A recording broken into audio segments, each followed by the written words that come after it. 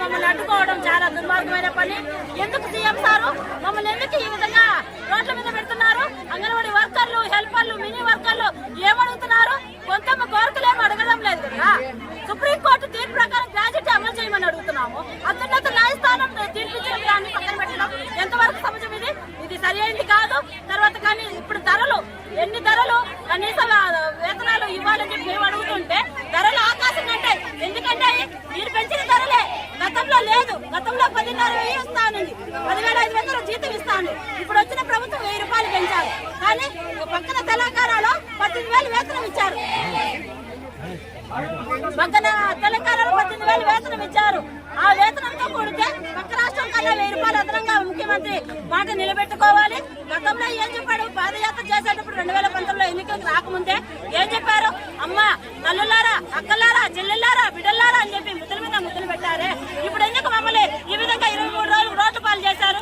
1,55,605 సెంటర్లు మేఘాలు మూతలు వేసి కూర్చోన్నాం. ఇప్పుడు కూడా కనికరం లేకుంటే ఎట్లా? 20 బస్సులు 30 బస్సులు ఫ్రీగా వేసుకొని పోయారు. ఏదో ఫంక్షన్ ఉండదని మమ్మల్ని అందరినీ రోడ్ల పాలు చేసి మీరు హ్యాపీగా ఫంక్షన్ చేసుకుంటా అంటే కనీసం మమ్మల్ని చర్చలకు పిలిచారు. 4 సార్లు పిలిచారు. ఏమి ఇచ్చారు? ఏమి ఇవ్వలేము. 10 డిమాండ్స్ 11 డిమాండ్స్ చేశాను బొత్స సత్యనారాయణ అంటున్నాడు. కానీ ఒక్క డిమాండ్ కూడా మాకు నెరవేర్చలేదు. గవర్నమెంట్ ఏమి ఇవ్వలేదు. డిమాండ్స్ 11 డిమాండ్స్ లో ఏది కూడా ఇవ్వలేదు. ఒకటి సుప్రీంకోర్టు తీర్పు ప్రకారం గ్రాడ్యుయేట్ అమలు చేయాలి. ధరలకు అనుగుణంగా కనీస వేతనం 26,000 ఇవ్వాలి. ఎన్ని వేల మంది కడుపు 1,000 రూపాయలు ఎక్కువ ఇస్తానని చెప్పావు. ఆ 1,000 రూపాయలు పెంచమయ్యా తెలంగాణ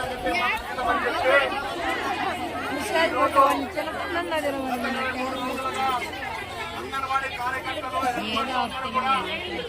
సమ్మె చేస్తూ ఉంటే ఈ రాష్ట్రాన్ని పరిపాలిస్తున్నటువంటి ఈ రాష్ట్రంలో పాదయాత్ర సమయంలో నేను చూశాను, నేను విన్నాను, నేను ఉన్నాను.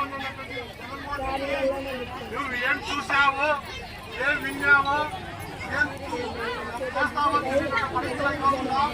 ఈరోజు జనాలు కట్టడానికి కూడా వీలు లేకుండా పర్వాలు కప్పుకొని తిరిగే జగన్మోహన్ రెడ్డి నువ్వు ఈ రాష్ట్రానికి ముఖ్యమంత్రిగా పనిచేయాలయ్యా ఈ రోజు రాష్ట్ర ప్రభుత్వం ఈ మధ్య కాలంలో ఒక 4 రోజుల కిందట మంత్రిమండలి ఒక అపత్యాల పాంప్లెట్ వేయడం జరిగింది. ఈ అంగన్వాడీ కార్యకర్తలకు నేను ఫలానా చేశానని చెప్పి నోటికి వచ్చిన అబద్ధాలని పాంప్లెట్ జనాలు పంపించారు. ఈరోజు మీరు పంపిస్తున్నటువంటి నాణ్యమైనటువంటి ఆహారంలో విష పురుగులు వచ్చేది వాస్తవం కాదా జగన్మోహన్ రెడ్డి గారు అని చెప్పి ఈరోజు మనం అడుగుతున్నాం. ఈరోజు 11 డిమాండ్లు పెడితే 10 డిమాండ్లు చెప్పారు. ఒక్క జీవో కూడా ఇచ్చినటువంటి పరిస్థితి లేదు.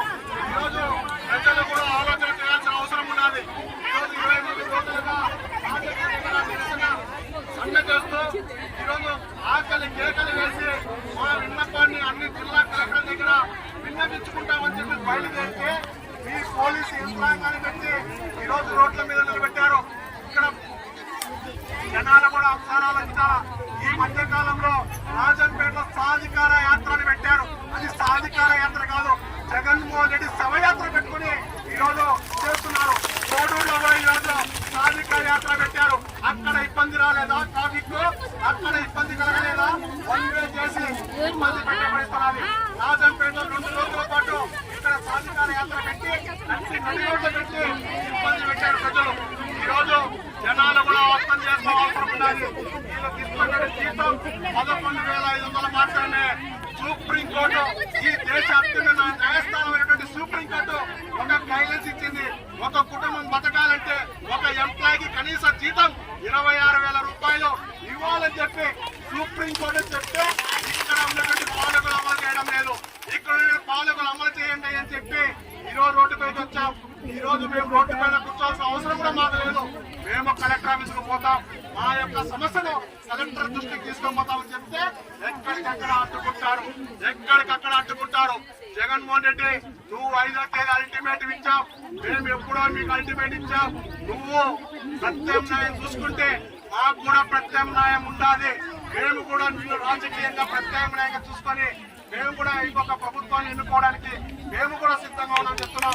ఈ రోజు రాష్ట్రంలో ఉన్నటువంటి అంగన్వాడీ కార్యకర్తలు, నా అక్క చెల్లెలతో నువ్వు సొంత చెల్లెలకి న్యాయం చేయలేదు, ఈ సొంత చెల్లెలకి షర్మిలకి న్యాయం చేయలేదు. ఉన్నటువంటి జగనన్న బాణం అని చెప్పుకుని తిరిగినటువంటి షర్మిలను ఎడంకాల తల్లి బయటికి పంపించావు. నువ్వుగా ఈ అక్క చెల్లెలకు న్యాయం చేసేదని చెప్పి అడగాల్సిన అవసరం ఉండాలి. కాబట్టి మన యొక్క సమ్మె జనాల పైన కాదు, మన యొక్క నినాదం జనాల పైన కాదు. మాకు ఇస్తున్నటువంటి వేతనాలు, మేము పడుతున్నటువంటి కష్టానికి మాకు జీతాలు చెల్లించమని అడుగుతున్నాం. 11,500 రూపాయల నుంచి ఈరోజు సుప్రీంకోర్టు గైడ్లైన్స్ ను వినియోగించి దాన్ని అమలు చేయాలని చెప్తున్నాం. ఇప్పటికి 3 సార్లు మంత్రులు భేటీ అయ్యారు. ఏం చేశారు? సజ్జల సొద్దలు అమ్ముకుంటున్నాడా లేకపోతే బొత్స చూస్తున్నాడా అర్థం కాని పరిస్థితి. ఈరోజు ఉత్తశ్రీ కూడా ఆమె ఆడగా ఉండి ఏం మాట్లాడుతుందో అర్థం కాని పరిస్థితిలో ఈరోజు ఉత్తశ్రీ కూడా తయారైంది. కాబట్టి ఈరోజు మంత్రి మండలి కూడా మేము విన్నవిస్తున్నాం. ఈ రోజు మా న్యాయమైన డిమాండ్లు, కనీస వేతనాలు ఇవ్వచ్చేంత వరకు మా పోరాటం ఆగదు. నువ్వు ఉండేది కేవలం 100 రోజులు మాత్రమే. ఇంకా సీఎం జగన్మోహన్ రెడ్డి రాబోయేది ప్రజా ప్రభుత్వాలు ఎన్నుకుంటాం.